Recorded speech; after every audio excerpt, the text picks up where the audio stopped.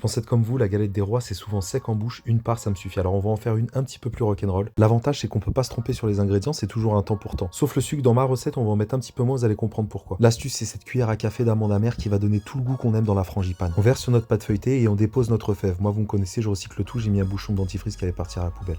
C'est bon, je plaisante.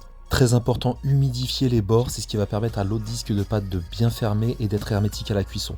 On fait ressortir le dôme, moi j'ai pas fait une grande tarte donc j'ai enlevé le surplus. Soudez les deux pâtes en pressant avec le pouce, petit coup de couteau, échiquetage. Au four 180 degrés entre 30 et 40 minutes selon les fours. Pas de dorure au jaune d'œuf ni de motif au couteau parce que je casse tout à la sortie du four.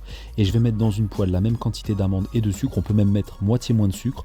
Et je vais décoloration tout verser sur ma pâte. Ouh, ça va être très très bon. Un peu de fleur de sel, là je caresse la peau d'un citron pour en récupérer toute la fraîcheur et le zeste. Et vous allez voir à la découpe, il va y avoir un jeu de texture très... Ouh, non, j'avoue pour la vidéo, j'ai complètement oublié d'acheter la fève. Mais goûtez cette petite galette faite maison, vous allez voir, c'est incroyable.